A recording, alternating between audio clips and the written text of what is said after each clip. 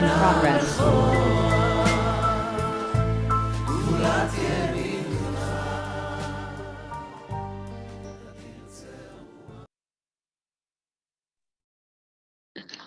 Shalom à toutes et à tous, on est très contents, on se retrouve avec le Rav Yehuda Ben Ishai de la communauté de Emunah Shlema à Yerushalayim Yer HaKodesh. Et aujourd'hui, parashat Lech Lecha, une parashat très célèbre. Et Rav, vous avez décidé de nous parler d'un nouveau système judiciaire. Alors, ce n'est pas les élections, on a beaucoup entendu parler de ça pendant les élections, de changer le système judiciaire, mais vous voulez nous parler de la parashat de la semaine. Bechavod, Rav.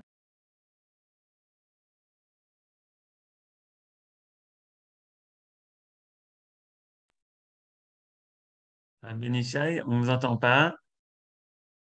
Voilà. Shalom, shalom, est-ce que vous m'entendez? Maintenant, oui. Ok, alors on va d'abord commencer par dédicacer les cours. Leilou Nishmat Lizian Beliti Batren Sultana, Leilou Nishmat Elisa Berebi Batren Sultana aussi, et Leilou Nishmat Léon Ben Israël Zichrono Livracha par sa sœur Liliane Waldmam. Donc, effectivement, comme vient de nous l'annoncer Aaron, on va parler aujourd'hui d'un nouveau système judiciaire. Si ça coïncide avec ce qui a été dit par certains politiciens, probablement ça prouve que c'est la paracha de cette semaine. Pourquoi est-ce que j'ai choisi de parler de cela? Parce que la Torah en parle. Parce que la Torah nous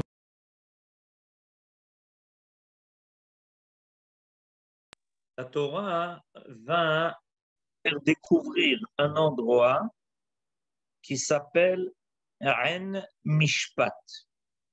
Dans le chapitre 14 de Bereshit, au verset 7, il est marqué qu'il y a eu là-bas un endroit où sont arrivés les 4 rois qui ont voulu dominer le monde. Ces 4 rois, d'après le Midrash, font en fait référence aux 4 empires qui vont dominer le monde pendant toute l'histoire humaine. On les connaît, ces 4 empires, l'empire de Babylonie, l'empire de Perse, l'empire de la Grèce, et le dernier empire, l'empire de Rome, qui est appelé aussi par nos sages Malchut Edom, puisque finalement, c'est la Malchut de Rome est celle qui va donner naissance à cet grand empire gréco-romain qui va devenir aussi, en fait, l'empire de l'Occident, qui va dominer le monde jusqu'à l'aboutissement de l'histoire, où il y a à prévoir de forts changements. Or, on nous raconte que ces 4 rois sont arrivés à un endroit qui s'appelle Ein Mishpat. Voilà, ça nous est présenté maintenant sur notre écran.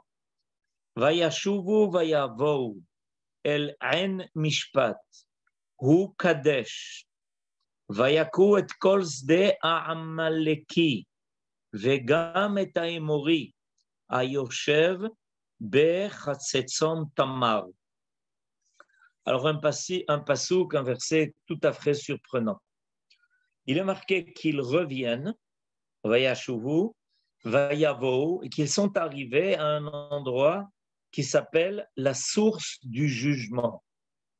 Ein Mishpat veut dire littéralement la source du jugement, et la Torah de préciser que c'est cet endroit que l'on connaîtra plus tard sous le nom de Kadesh. Et à cet endroit-là, voilà que ces 4 rois vont battre et en fait décimer cette armée qui était l'armée de Amalek, et aussi le Émori. Donc, il y a ici quelque chose qui nous est transmis, où il y a une guerre qui est menée par ces 4 rois-là qui se veulent les 4 rois qui vont dominer l'ensemble du monde, et ils s'attaquent et aux Amaleki et aux Émori. Alors, qu'est-ce qui s'est passé? Pourquoi être arrivé à cet endroit qui porte le nom de Ain Mishpat, la source de la justice? Alors, on va faire maintenant référence à Rashi. Et Rashi va beaucoup nous surprendre dans l'explication qu'il va nous donner. Il va donner en fait 2 explications, et ces 2 explications que Rashi va donner, évidemment, probablement, doivent se compléter. Alors, je lis la première. Ren mishpatu kadesh, al shem et atid, she atidin Moshe ve'Aaron leishafet sham, al iske oto ha'ain, ve'em meriva. Alors, d'après Rashi, pourquoi est-ce que on appelle cet endroit En Mishpat, qui est surnommé aussi Kadesh? Or,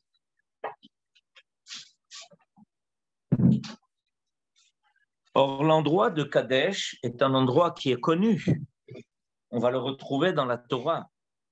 Et cet endroit-là de Kadesh, beaucoup plus tard, on est à l'époque de la fin de la traversée du désert, d'accord?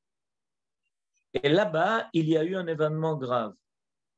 Vous vous rappelez que les enfants d'Israël ont réclamé de l'eau et que Moshe Rabbeinu, qui devait parler au rocher, au lieu de le faire, l'a frappé.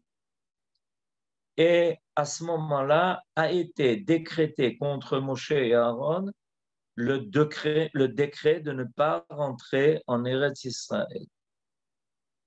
Moshe et Aaron, son frère, vont devoir rester dans le désert. Ils ne vont pas accompagner les enfants d'Israël dans la conquête d'Eretz Israël et tout ce qui va suivre, c'est-à-dire, par exemple, la construction du Beth Amikdash. Moshe Rabbeinu, qui était censé non seulement sortir les enfants d'Israël d'Égypte, mais aussi leur faire aboutir le projet de les sortir d'Égypte et de rentrer en Eretz Israël, Moshe Rabbeinu ne va pas pouvoir rentrer en Eretz Israël, ni lui, ni son frère. En fait, les 3 acteurs principaux de la sortie d'Égypte, c'est-à-dire Myriam, c'est-à-dire Moshe et Aaron, à Kadesh, vont rester dans le désert et ne vont pas accompagner les enfants d'Israël dans la suite de la réalisation de ce qui a été promis. C'est de les amener en Eretz Ravat Chalav Udvash. Et d'après Rashi, l'endroit dont on parle maintenant, on est à l'époque de Avram, rappelez-vous. Donc on se situe 5 siècles à peu près avant l'histoire en question. Et voilà qu'on nous dit que ces rois sont arrivés à cet endroit-là de En Mishpat. Et pourquoi est-ce qu'on l'appelle En Mishpat?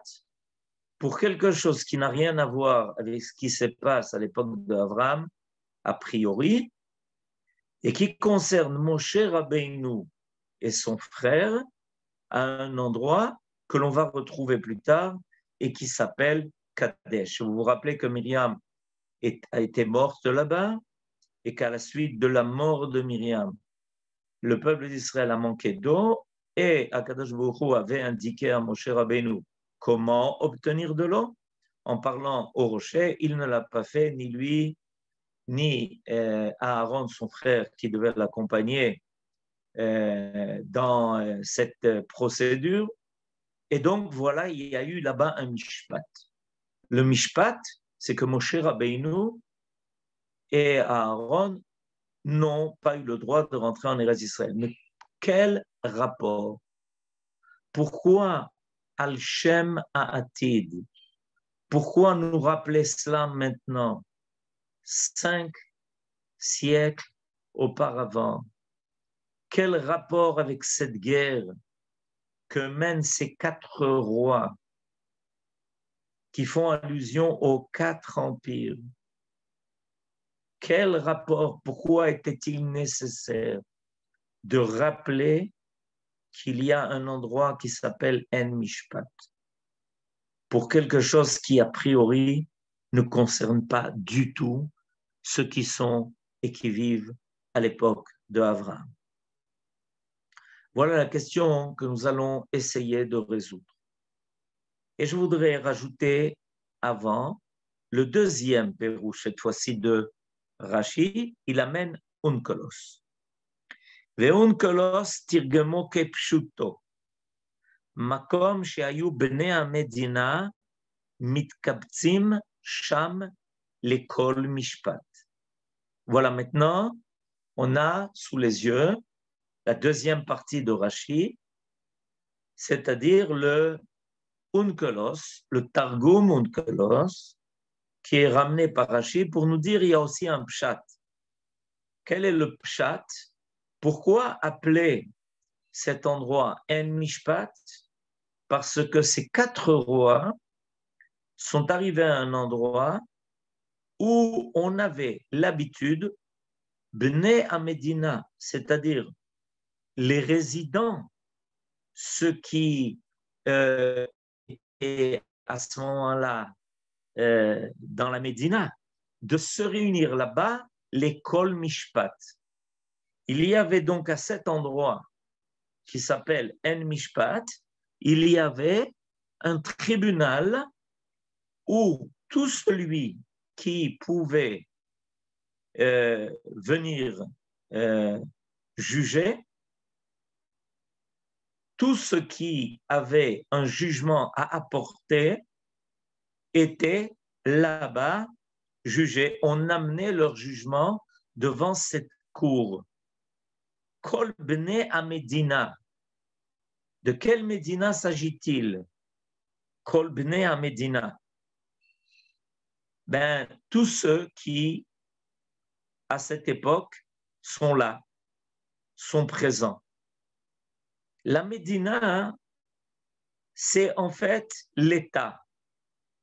C'est en fait l'ensemble de la société qui avait compris qu'il y avait un endroit où on devait pouvoir ramener ce que l'on avait à dire, à prétendre, quand il y avait un conflit. Et là-bas, on s'occupait de juger, on s'occupait de vérifier qui avait raison et qui avait tort. Le monde, l'humanité, avait compris qu'il était nécessaire qu'il y ait un endroit où le jugement puisse se manifester. Il y avait une espèce de cour devant laquelle on venait avec toutes les doléances que l'on avait, à tous les niveaux, non seulement les jugements concernant l'individu, mais aussi les différends, les conflits qui pouvaient exister entre les peuples. Et voilà que ces 4 rois qui représentent les 4 puissances qui à cette époque dominent le monde sont arrivés à En Mishpat. Ils sont arrivés devant cette cour. Et ils avaient probablement quelque chose à justifier. Et là-bas, et de là-bas, ils sont partis punir le Amaleki et punir le Émori. On sait bien qui sont le Amaleki et le Émori. Le Amaleki, c'est évidemment cet ennemi qui va nous poursuivre pendant toute notre histoire, nous, Israël. Et c'est évidemment le Émori qui, lui, va occuper Eretz Israël et qu'on va devoir combattre lorsqu'on va rentrer en Eretz Israël. Et voilà que ces 4 rois-là, qui veulent être les rois tout-puissants, qui vont mener toute l'histoire du monde, ont frappé, Vayaku, et Kolsde à Amaleki, toute cette plaine où s'étendait le Amaleki. Vegam et Aemori, Ayoshev, Berchatzatzon Tamar, Rachidi, ou Engedi. Intéressant. Alors, qu'est-ce qui se passe? Qu'est-ce que Rashi nous révèle ici? Il faut savoir que, en fait, depuis longtemps, il y avait un rêve. Ce rêve, il avait été formulé par celui qui avait décidé de dominer à tout seul le monde entier.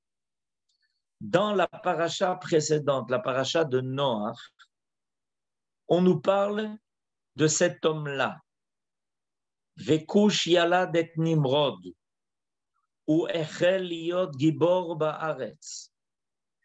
Nimrod, donc, commence à manifester sa force. Mais sa force, il la manifeste, nous dit Rashi, Le'amrid Kol Ha'olam Ala Kadosh Baruch Hu, Be'itza Dor Apalaga. Voilà, le verset est sous nos yeux.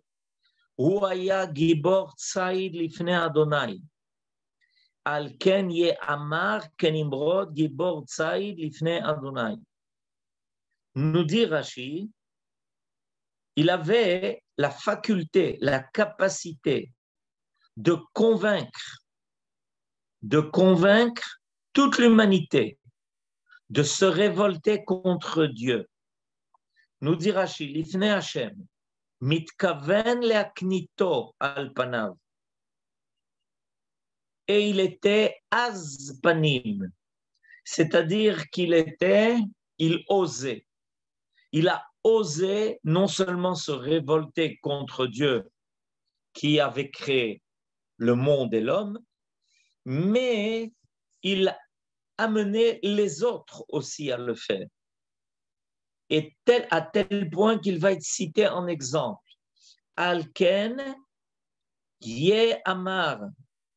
Et c'est pour ça qu'à partir de là, on dira Al Kol Adam Marshia Be'azut. À tout homme qui a cette chutzpah de vouloir se révolter contre Dieu et de prendre avec lui d'autres hommes pour le faire. En fait, Nimrod avait réuni tous les représentants du monde entier dans la tour de Babel pour révolter l'ensemble de l'humanité contre Dieu en disant le monde nous appartient et si il veut régner, qu'il règne sur les cieux, mais pas sur terre. Il y a une idéologie qui est apparue dans le monde. Cette idéologie a décidé de séparer les cieux de la terre, de ne permettre le royaume de Dieu que dans les cieux. Et en aucune façon et en aucune manière sur terre.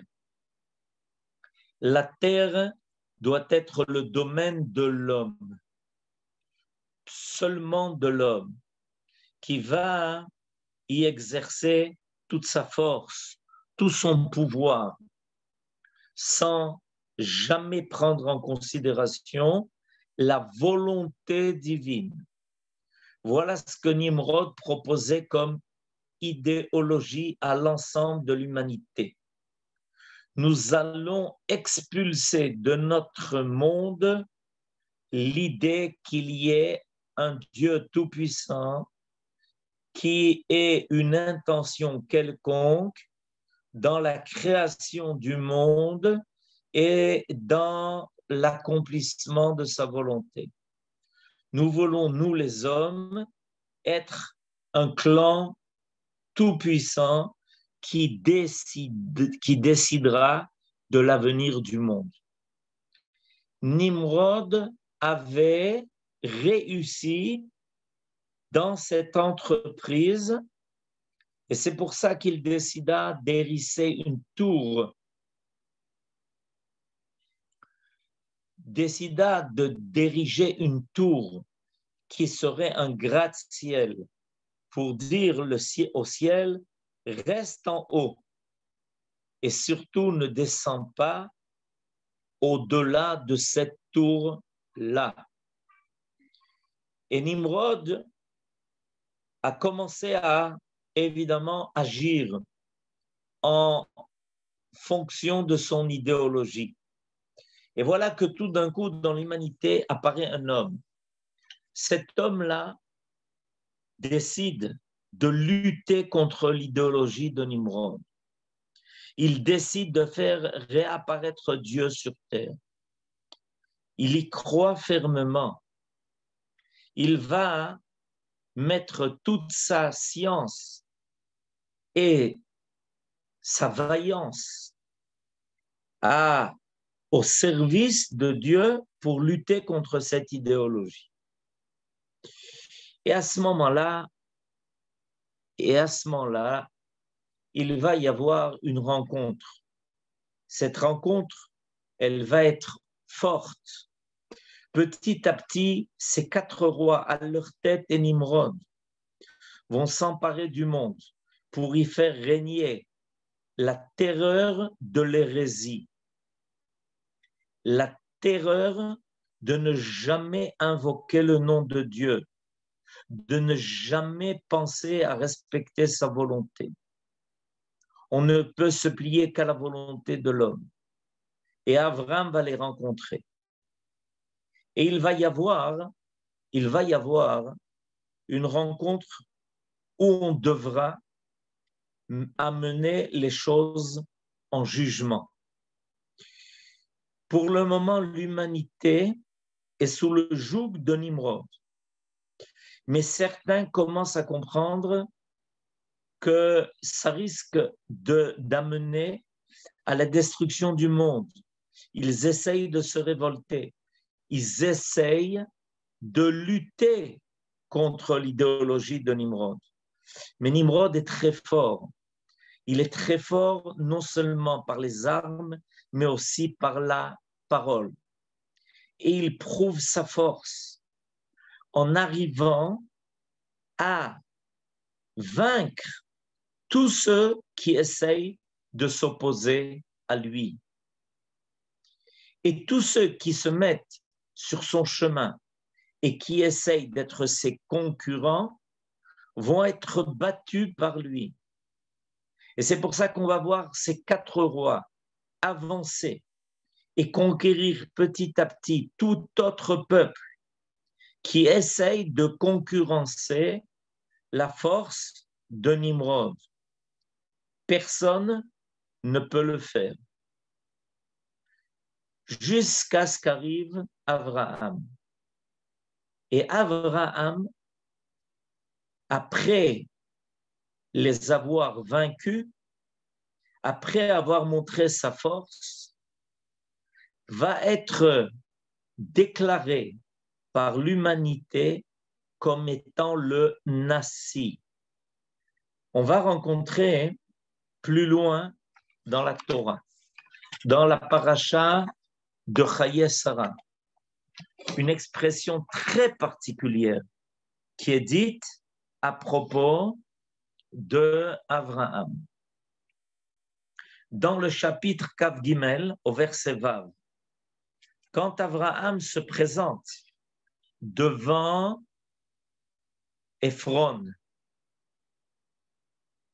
Et il demande devant les Chittim, qui à ce moment-là étaient les possesseurs de la ville de Hebron, il leur demande la possibilité d'acheter un caveau pour y enterrer là-bas Sarah, sa femme, qui venait de décéder.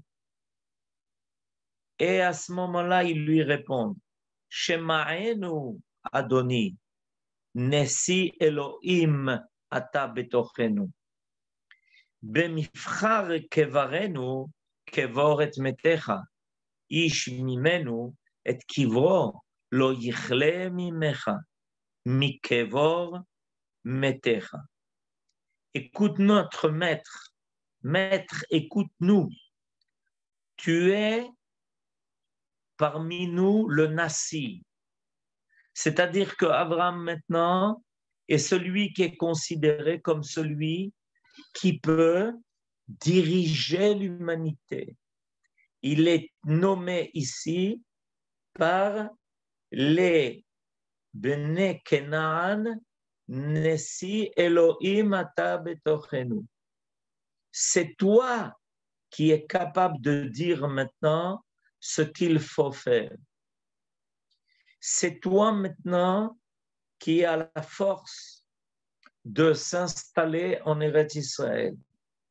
C'est toi qui maintenant as le droit d'y enterrer ton mort. Bemifchar kevarenu kevor et metecha. Et personne ne peut t'en empêcher. Et à partir du moment où Abraham va enterrer Sarah, il est clair que sa descendance a déjà plein pied sur cette terre, parce que les descendants habitent là où leurs ancêtres ont été enterrés. Parce qu'en étant enterrés dans cette terre, ils sont comme un arbre qui a déjà émis ses racines. Les descendants d'Abraham et de Sarah vont être ceux qui vont profiter pour grandir des racines que Abraham et Sarah vont représenter dans Maharat Marpella, Yitzhak et Rivka, Yaakov et Léa, et Rachel, même avant. Rappelons-nous que nous célébrons maintenant le jour anniversaire, ce Shabbat, de Rachel Imenu.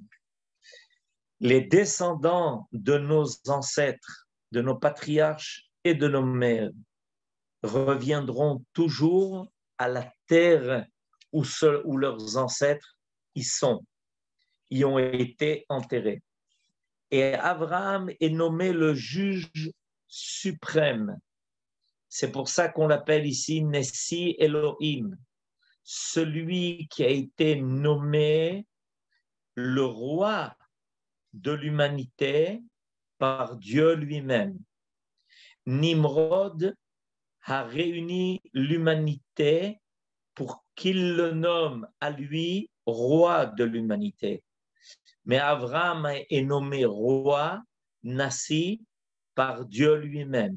Et c'est pour ça qu'il s'appelle Nessi Elohim ata betochenu. Le jugement de qui va finalement être celui qui va fixer l'avenir de l'humanité. Ce que Nimrod veut, ce que Nimrod décide, le jugement que Nimrod va rendre dans la cour internationale qu'il a créée, ou le jugement que Abraham va rendre, et qui sera bon pour l'ensemble de l'humanité. À la fin des temps, il y a une rencontre qui se fait entre ces deux types de jugements. Les hommes qui veulent juger au nom d'eux-mêmes, qui n'acceptent surtout pas qu'il y ait un jugement qui soit supérieur à leur jugement. C'est ce que Nimrod avait proposé comme idéologie, d'être ceux qui vont juger et être jugés. Donc ceux qui vont se juger eux-mêmes, et évidemment qui ne vont rien faire apparaître de la volonté de Dieu qui a créé l'homme à l'image de Dieu. Abraham va faire comprendre à l'humanité que l'homme ne peut être jugé que par celui qui l'a créé et qui est donc parfait. Et ces lois, les lois qu'il va donner vont être les lois qui vont permettre à l'humanité de rejoindre le projet de la création, le projet divin de la création. Alors, rappelons-nous que Rachid nous avait amené 2 explications. Pourquoi ces rois, 4 rois, arrivent à En Mishpat? Ils arrivent à En Mishpat parce qu'ils viennent prétendre rendre un jugement. Et à ce moment-là, on nous rappelle tout d'un coup qu'il s'appelle cet endroit En Mishpat parce que Moshe et Aaron avaient été jugés et qu'à cause de la faute où ils avaient frappé le rocher, où Dieu les avait accusés de ne pas avoir manifesté suffisamment de foi, c'est-à-dire de croire que le peuple d'Israël avait la capacité de rentrer en Eretz Israël, qu'on pouvait lui parler, qu'on n'était pas obligé de frapper le rocher, c'est-à-dire qu'on n'était pas obligé d'agir par la force pour le convaincre. Le peuple d'Israël est un peuple qui est capable d'entendre, qui est à l'écoute, est un peuple à qui on peut enseigner, un peuple qui peut comprendre le secret de la volonté de Dieu.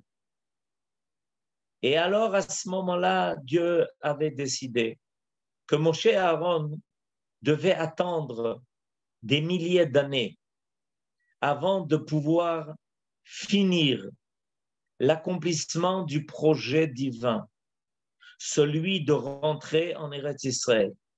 Et le Midrash nous enseigne qu'à la fin des temps, le peuple d'Israël revient sur sa terre.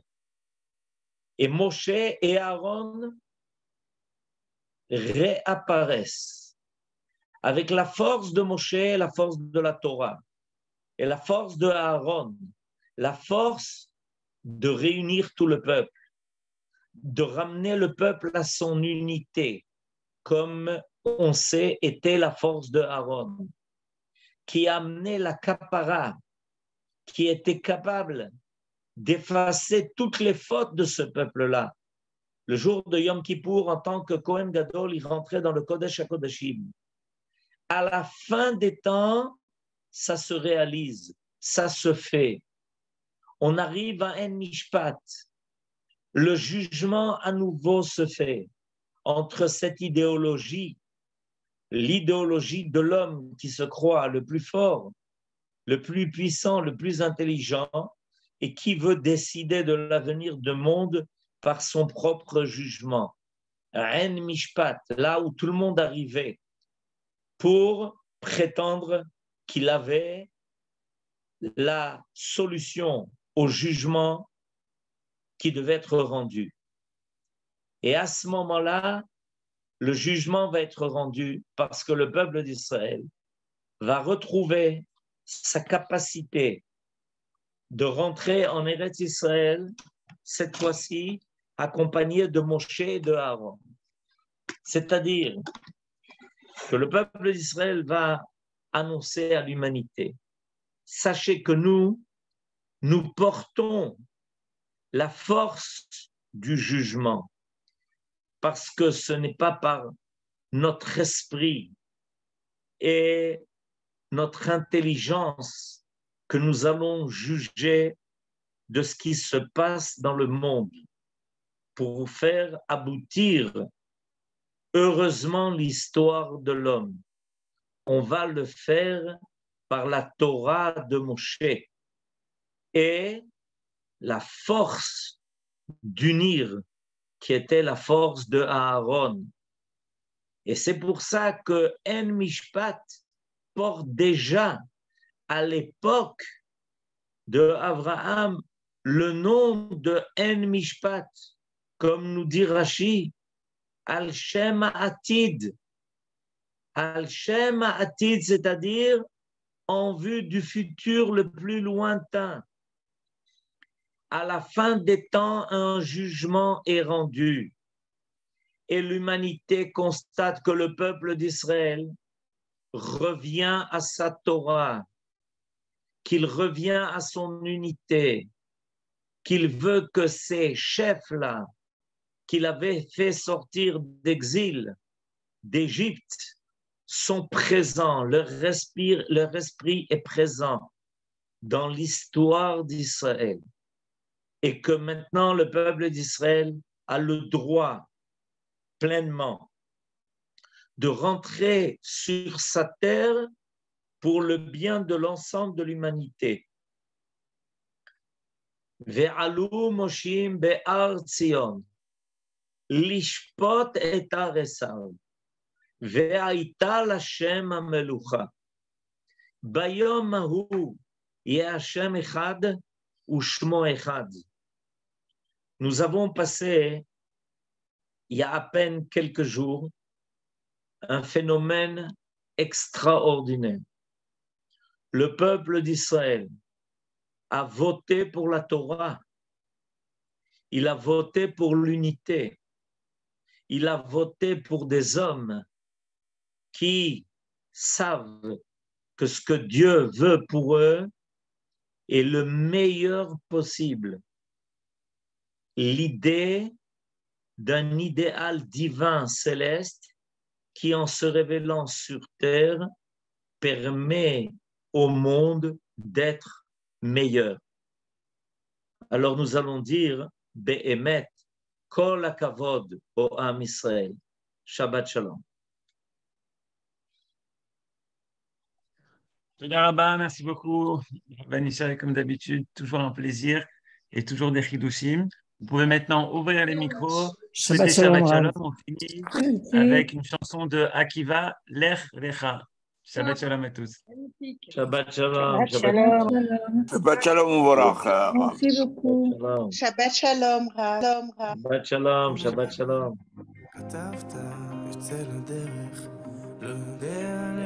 Shabbat Shalom לכולם. כשזה קורה, זה קורה. לא צריך להתבלבל. לך לך מארצך ממולדתך דיבר אביך. לך לך לעצמך.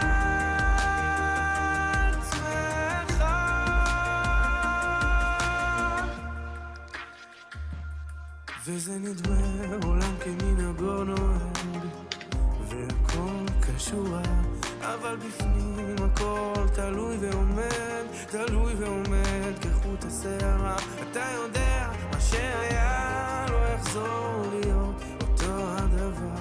עברת צד, עכשיו כולם בעבר השני של הנהר.